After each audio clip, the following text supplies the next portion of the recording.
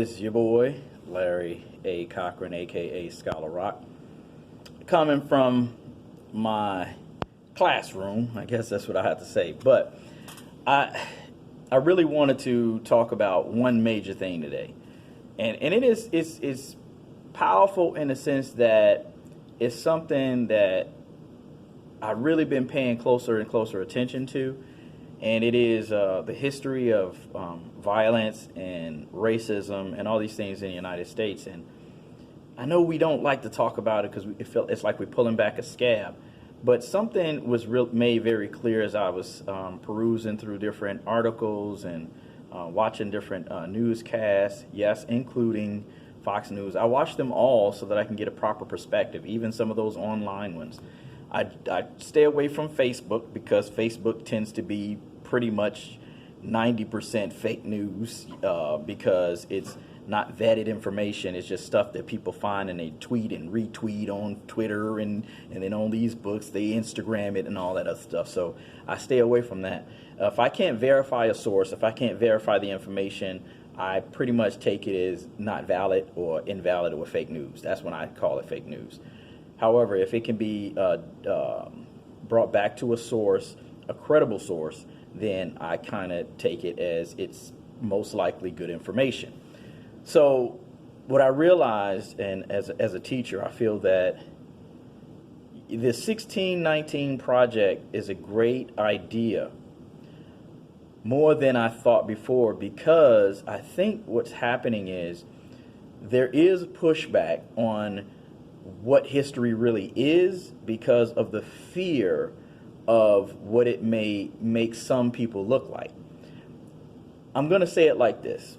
I think that you have to own up to your history, whether it be good, bad, or indifferent. It doesn't mean that you today are a bad person because of what someone did in the past.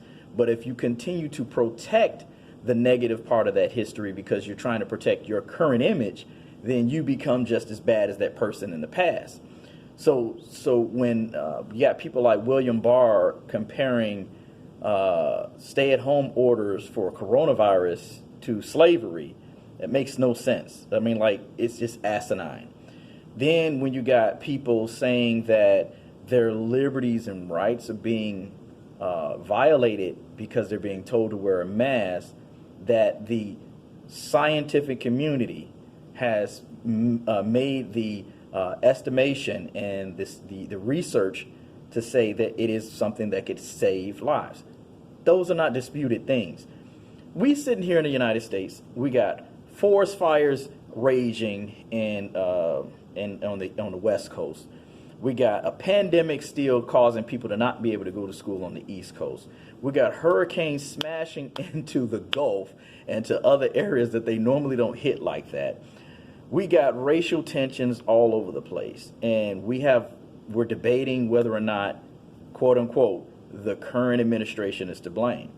I'm not a politician, don't like getting into politics like that, but I'm saying that's just asinine, that we're saying that we have to debate whether or not a leader is a leader. See, that goes back to the same mindset that we had when this country was formulated. We had great leaders, people who took the stand against the British crown. That was good, and they were willing to take the risk of being called traitors for something that was right. We have become so passive and apathetic in the United States that we no longer want to stand up. Now they're saying, like they were saying about the Kaepernick taking a knee. Oh, maybe he was right. Well, he didn't do anything wrong. He was silently protesting, and at the time he was silently protesting, they were calling him an ass. They were calling him bad names. They forced him out of the NFL, but now they understand. Is he going to be reprimanded? Is he going to have reparations? Is he going to have reparations for all the time he lost for the career? I don't think so. But now you got people saying, oh, I love protests. It's just those bad protesters. Well, he wasn't doing anything bad or negative, and he was faulted for protesting peacefully. Now there are peaceful protesters today, and they are being faulted for being peaceful protesters and being lumped in with ignorant people. There are ignorant people. But let's get it right. Are all those ignorant people part of Black Lives Matter? Some of them are neo-Nazis. We don't hear people calling them out. Some of them are agitators. They'll call the agitators out as long as the agitators look like they're part of Black Lives Matter. So you see what I'm saying? I'm not, and I tell people, I am not saying that I am going to go all out for Black Lives Matter group. I don't even understand everything about the organization. So it would be asinine for me to try to put a good or bad stamp on BLM. I'm not going to do that. I do understand what they're fighting for. They had a knee on my man's neck, George Floyd's neck. He died because of police brutality, which Kaepernick was speaking about. Breonna Taylor her home was invaded and she was killed by police who claimed that she was doing something wrong. And now they're trying to blackmail her. You understand. Ahmaud Arbery, he was killed by vigilantes. I mean, we have a long list and it continues to grow, and people are just asking one thing: do we matter? History is not being rewritten. History is being explained for what it really is. Take responsibility. Take responsibility for what you have done. Nobody's asking for you to give us something. I got up and I went and got a job. My sisters got up and went and got a job. We're learning how to go out. We don't need your help in those areas. What we're saying is stop lying. Stop persecuting and then going back and trying to change the narrative to fit a passive, I didn't do anything mentality. Yes, you did. People are dying for no reason.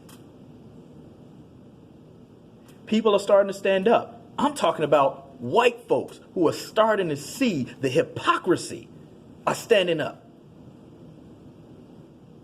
This country has to own up to what it has done in the past. It has to. It has to. That doesn't mean that everybody's going to be persecuted for what happened in the past. It just means owning up to the history, writing the books the way they were meant to be written. Now we can educate our children in a proper way, and we can show them how we've progressed as a country. Fix the Constitution. Fix the laws that still have black people as 3/5 of a person. Fix the laws that say women are not equal. There are basic things we can do to make changes, and we haven't done it. That is my issue. That is my problem. We have a less educated society than we have ever had. We got a lot of anger boiling up. We got coronavirus raging, fires raging. Political science is all over the map as to how to figure out what a good candidate or a bad candidate looks like. We're confused about whether or not this current administration is silly. These are the things that make America not great. But we can be great. We can be great if we stop, listen, understand what people are saying across the board, communicate, create true dialogue, and then begin to make systematic changes that people are asking, requesting, fighting, and dying for all over this country. It is not that hard. As a matter of fact, it is the thing that will make this country the greatest it has ever been. I will tell you in a heartbeat, the idea of America is the greatest idea in history. But we need to live up to it. If we live up to that, I guarantee you, America will maintain a level of greatness that no one would ever understand. But we have to live up to it. We have to live up to it. if we don't live up to that greatness, starting in your own home with your own children, if we don't live up to it, holding our elected officials accountable to the laws that they themselves have written, if we don't live up to it, making these corporations understand that they have a societal responsibility, if we don't own up to it, if we don't own up to it in all of these ways, the systematic racism that continues to be pervasive in most minority communities, if we don't own up to it, America will never be great. It cannot be great unless it owns up to the very idea for which it was created. America was created to be great. The Constitution is a document that tells us that. It's a living, breathing document that if we learn it and understand it properly, it can guide us to that promised land that Martin Luther King was talking about. To that place that Medgar Evers was trying to guide us. To that place that even as he was being blindsided by so many things, even Malcolm X was trying to talk about. To live up to that document. I don't believe in violent protests, but I do believe in revolution.